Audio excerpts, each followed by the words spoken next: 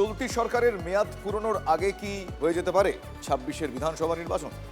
অমিত শাহর মন্তব্য ঘিরে রাজনৈতিক মহলে কিন্তু জল্পনা তুঙ্গে। এপ্রিলে বিধানসভা ভোট হতে চলেছে, ১৫ই এপ্রিলের পর বিজেপি সরকার ক্ষমতায় আসছে, এমন মন্তব্য করেছেন কেন্দ্রীয় স্বরাষ্ট্রমন্ত্রী।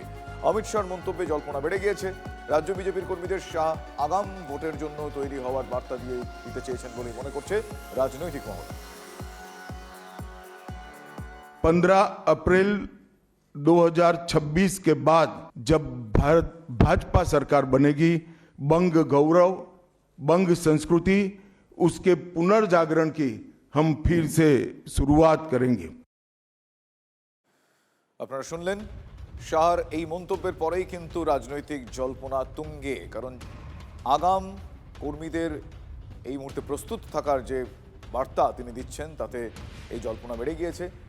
তার কারণ প্রশ্ন এক্ষেত্রে তার বক্তব্যের পর, তার এই মন্তব্যের পর উঠছে যে চলতি সরকারের মেয়াদ পুরনোর আগেই কি তাহলে ২৬-এর বিধানসভা নির্বাচন হওয়ার কোনো রকম সম্ভাবনা উঁকি দিচ্ছে? অমিত শাহর মন্তব্য ঘিরে কিন্তু রাজনৈতিক তরজা বেড়েই গিয়েছে। এপ্রিলে বিধানসভা ভোট হতে চলেছে, ১৫ই এপ্রিলের পর বিজেপি সরকার ক্ষমতায় আসবে, এমন মন্তব্য করেছেন কেন্দ্রীয় স্বরাষ্ট্রমন্ত্রী। আপনাদের শোনালাম তার মন্তব্যের পরেই জল্পনা। আরও একবার আমি পিসিআরকে বলবো এক্স্যাক্টলি কি বলেছেন কেন্দ্রীয় স্বরাষ্ট্রমন্ত্রী, একবার শোনাতে। 15 अप्रैल 2026 के बाद जब भाजपा सरकार बनेगी, बंग गौरव, बंग संस्कृति, उसके पुनर्जागरण की हम फिर से शुरुआत करेंगे। বঙ্গের গৌরব, বঙ্গের সংস্কৃতির পুনর্জাগরণের তারা সূত্রপাত ঘটাবেন। যদি তর্জমা করি অমিত শাহর বক্তব্যে, তাই দাঁড়ায় যে বঙ্গের গৌরব, বঙ্গের সংস্কৃতির তারা পুনর্জাগরণ ঘটাবেন, ১৫ই এপ্রিলের পর বিজেপি সরকার ক্ষমতায় আসবে। ঠিক তার এই মন্তব্যের পরেই কিন্তু এই প্রশ্নটা আরও একবার সামনে চলে আসছে, এই সংশয়টা, জল্পনা যাই বলি না কেন, যে ২৬-এর নির্বাচন কি আগে হয়ে যেতে পারে। রাজনৈতিক ব্যক্তিত্বরা তার এই মন্তব্যকে কীভাবে দেখছেন আমরা একবার জানার চেষ্টা করব। আমার সঙ্গে এই মুহূর্তে টেলিফোন লাইনে রয়েছেন সিপিএম নেতা সুজন চক্রবর্তী। সুজনবাবু, আপনি অমিত শাহর এই মন্তব্য কীভাবে দেখছেন, আপনার কি প্রতিক্রিয়া? দেখুন, অমিত শাহ যা বলেছেন তাতে আরেকবার পরিষ্কার হয়ে গেল যে আসলে নির্বাচন কমিশনটা পরিচালনা করে বিজেপি। নির্বাচন কমিশন যে ইন্ডিপেন্ডেন্ট বডি নয়, বাস্তবে এটা আরেকবার উনি পরিষ্কার করে দিলেন। ইলেকশন কবে হবে সেটা কার্যত অমিত শাহ বলে দিলেন যে ১৫ই এপ্রিলের মধ্যে নতুন সরকার, মানে এপ্রিলে ভোট, মে মাসটা ১ মাস এগিয়ে নিয়ে আসার চেষ্টা। বড্ড তাড়াহুড়োতে বিজেপি আছে, ওরা জানে না যে পশ্চিমবাংলায় যে মানুষ মনে করেছিলেন যে তৃণমূলকে নিয়ে আসলে খুব লাভ হবে, তারা এখন ফিল করছেন যে তারা ঠকে গেছেন, তারা পরিত্রাণ চাইছেন। সেই চান্সে আরএসএস এর মূল বাহিনী হিসেবে বিজেপি এসে হাজির হলো, আমরা আছি, আমরা দেবো পরিত্রাণ, আমরা তৃণমূলের বিরুদ্ধে রুখে দেব। মানুষ এখন বুঝে গেছেন যে আসলে বিজেপিকে নিয়ে আসা মানে ডবল ঠকা। তৃণমূলের নেতারাই বিজেপির নেতা, সকালে তৃণমূল হয়ে বিকেলে বিজেপি, এক এক সময় এক এক রকম। এই মুহূর্তে অর্জুন সিং কোথায়? বিজেপি। কদিন আগে কোথায় ছিলেন? তৃণমূল। তার কদিন আগে ধান্দা প্রসাদ ছিল না, অতএব বিজেপি।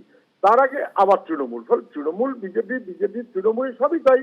হুমায়ুন কবির তৃণমূলের নেতা, সেখান থেকে বিজেপির নেতা, সেখান থেকে আবার তৃণমূলের নেতা, এখন আবার কি উন্নয়ন না অনুন্নয়ন কি সব কি করেছেন। ফলে অমিত শাহ যাই মনে করুন, পশ্চিমবাংলার মানুষ বিবেচনা সম্পন্ন।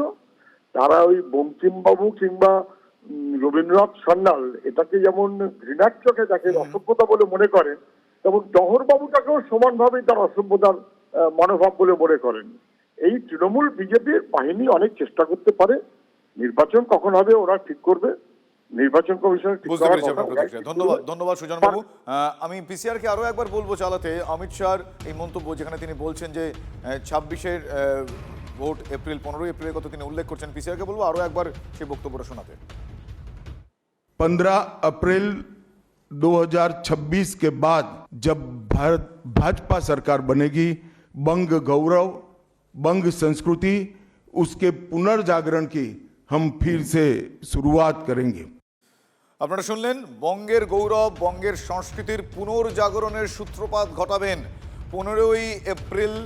তিনি একেবারে বলে দিচ্ছেন ২৬। তাহলে এক্ষেত্রেই প্রশ্নটা উঠছে, ২৬-এর বিধানসভা নির্বাচন কি তাহলে এগিয়ে আসছে এই প্রশ্নটা উঠছে রাজনৈতিক মহলে। কিছুক্ষণ আগে আমরা রাজনৈতিক ব্যক্তিত্বদের সঙ্গে কথা বলছিলাম, তাদের প্রতিক্রিয়া নিচ্ছিলাম। এক্ষেত্রে অমিত শাহ তিনি কিন্তু তার মন্তব্যে স্পষ্টতই বলছেন যে বঙ্গের গৌরব, বঙ্গের সংস্কৃতির পুনর্জাগরণের সূত্রপাত তারা ঘটাবেন। তাহলেই প্রশ্ন এখানে চলতি সরকারের মেয়াদ পূরণের আগেই কি 2026-এর বিধানসভা নির্বাচন হওয়ার সম্ভাবনা রয়েছে?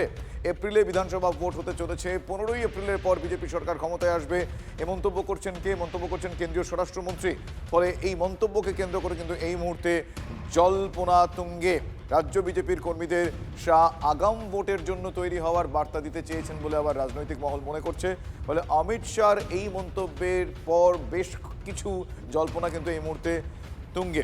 তৃণমূল কংগ্রেসের রাজ্য সহ সভাপতি জয়প্রকাশ মজুমদার এই মুহূর্তে আমার সঙ্গে টেলিফোন লাইনে রয়েছেন। আমি জয়প্রকাশ বাবুরও প্রতিক্রিয়া নেওয়ার চেষ্টা করবো। জয়প্রকাশ বাবু, অমিত শাহর এই আগাম মন্তব্য, তার এই মন্তব্যকে আপনারা কিভাবে দেখছেন? তিনি বলছেন যে বঙ্গের গৌরব এবং সংস্কৃতির পুনর্জাগরণের সূত্রপাত ঘটবে 15ই এপ্রিলের পর 2026। কি বলবেন?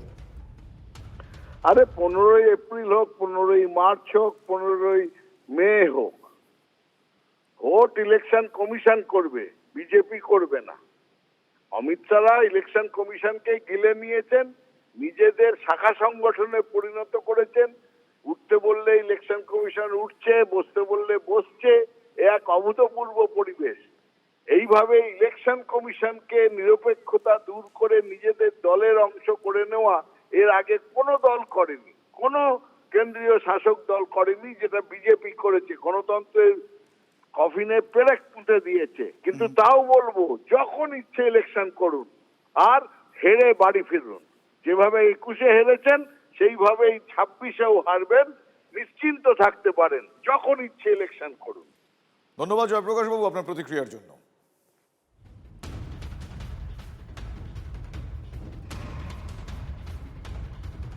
বিজেপি ক্ষমতায় এলে রাজ্যে চলা কোনো প্রকল্প বন্ধ হবে না, স্পষ্ট করে দিয়েছেন কেন্দ্রীয় স্বরাষ্ট্রমন্ত্রী অমিত শাহ।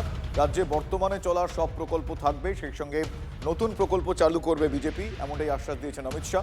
প্রকল্প বন্ধ হয়ে যাবে বলে অপপ্রচার চালাচ্ছে তৃণমূল কংগ্রেস, অভিযোগ কেন্দ্রীয় স্বরাষ্ট্রমন্ত্রীর।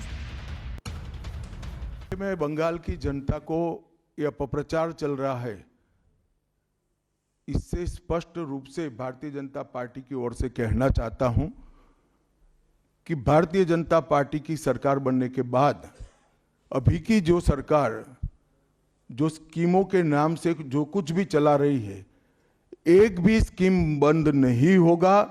और हमारे घोषणा पत्र में हम जितने भी स्कीमें करेंगे उसको जमीन पर उतारेंगे। ये हमारा रिकॉर्ड है, ट्रैक रिकॉर्ड है, देश भर में है। রাজ্যে ক্ষমতায় এলে লক্ষ্মীর ভান্ডার বন্ধ করে দেবে বলেছে বিজেপি, এমনটা মন্তব্য করেছেন মমতা বন্দ্যোপাধ্যায়। আপনাদের শোনাবো। বিজেপি বলেছিল যে লক্ষ্মীর ভান্ডার 3 মাস বাদে তৃণমূল কংগ্রেসকে হারিয়ে